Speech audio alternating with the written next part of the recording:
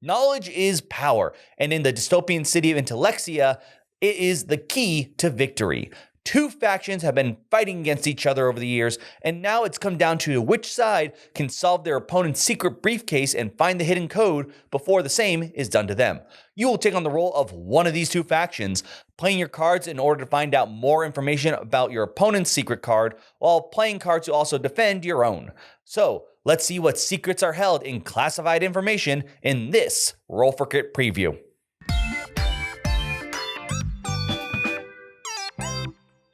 Roll for Crit was contacted and paid in order to make this preview for this game's crowdfunded campaign. All items shown here are a prototype of the game and are subject to change in the final version of the game.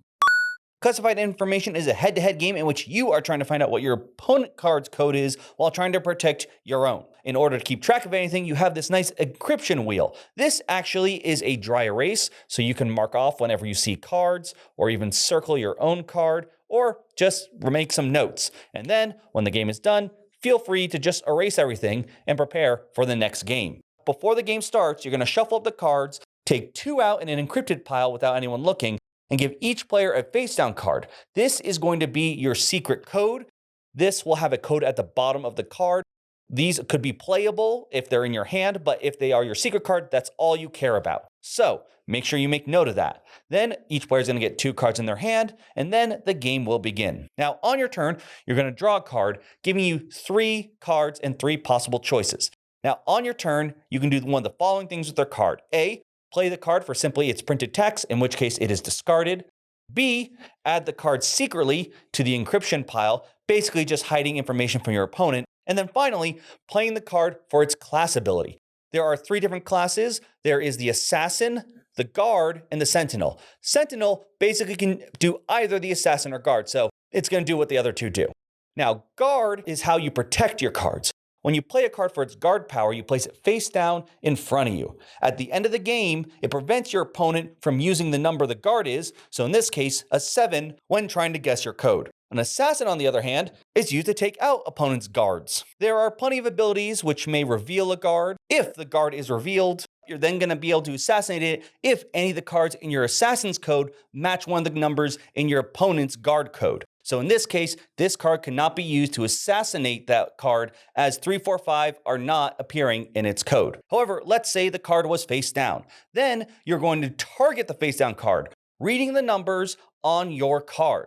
Now, if any of those numbers match the card, the assassination would be successful. However, if the assassination is not successful, your opponent will tell you it does not match, with you discarding the assassin. However, your opponent will have to show you a random card from your hand if the assassination was a failure. This would keep going until this deck runs out, and then you're going to play another card without redrawing, leaving you with 1 card left in your hand. At the very end, you will both reveal your secret card and see if the number in your hand matches any of the numbers in their secret code on the card revealed. If you are able to match one number as well as not match any of their guards' numbers, then you have successfully guessed their secret code. In this case, if your opponent did have a card out that matched your card, in this case the 6, then it is blocked. If only one player is able to successfully match their opponent's code with their final card, then that player is the winner. However, if neither player was able to do that, either because their card did not match their opponent's code, or if a guard successfully blocked their last card, then you're going to look at the number of guards in play. Whichever player has the most guard cards out will be declared the winner. There are briefcases included in the game if you want to try and play best out of 5 in order to see who is the best at encoding and keeping their information secret. There are other card packs that you can use to help spice up your game, whether you want to just swap in all these cards for a different pack, or you can use the 6s from this card to swap out the 6s here, basically making your own selection of cards with your favorite abilities. Just keep in mind you will always have to use the same ratio of numbers and cards.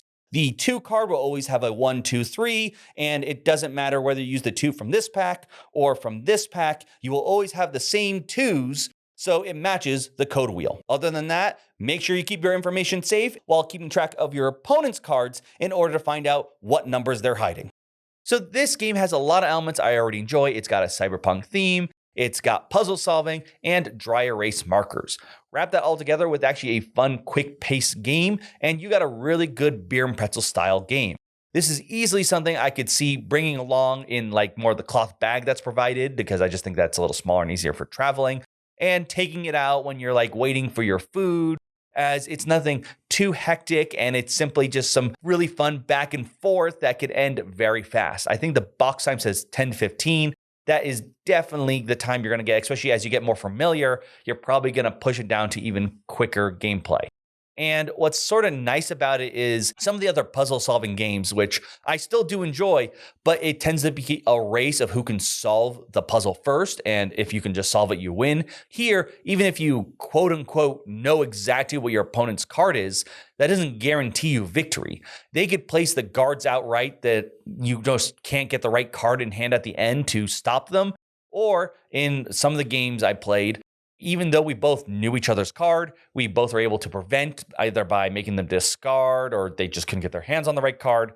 And then it came down to who played more guards. This means you can't just focus full in on puzzle solving. You also need to spend some time on the defensive, which actually is also helpful for those who maybe aren't as confident in their puzzle solving issues. And you can maybe try to lean more on the defensive end to try to make sure that you at the very least have a chance of making it to the looking at who has the most guards. And of course, it's also really fun with the guards too, that one, if you feel confident, if your opponent has a certain card in hand, you play as a guard and feel good if you correctly block. But two, you can bluff because you play guards face down, but there are plenty of ways for them to be revealed. And if, let's say, I had put down a 5 card for a guard and they assassinated or revealed it, they may think, okay, one of his cards has a 5 in it. But my card could be the 9, 8, 7. I just tricked them into thinking that a 5 was important because I played it as a guard. So there's plenty of quick bluffing. There's plenty of fun puzzle solving. Overall, just a really quick experience that's still very intellectually engaging and therefore keeps me entertained. So I had a lot of fun with this, and I can easily imagine, depending on how this project goes, adding more card packs with more crazy weird powers and abilities, meaning for more variety between all your games. So this is perfect if you're the kind of person who really enjoys those puzzle solving games. Maybe you picked up Turing Machine and had a lot of fun there, but something maybe a bit quicker. This is going to be perfect addition to your shelf. If you want to see what Classified Information has in store, you can learn all its secrets by checking out the link down below to its project page. And of course, let me know your thoughts on this game and if you back the project. I'll read all your comments and can't wait to hear what you have to say. But for now, I'm Will, and this has been a Roll for Crit preview.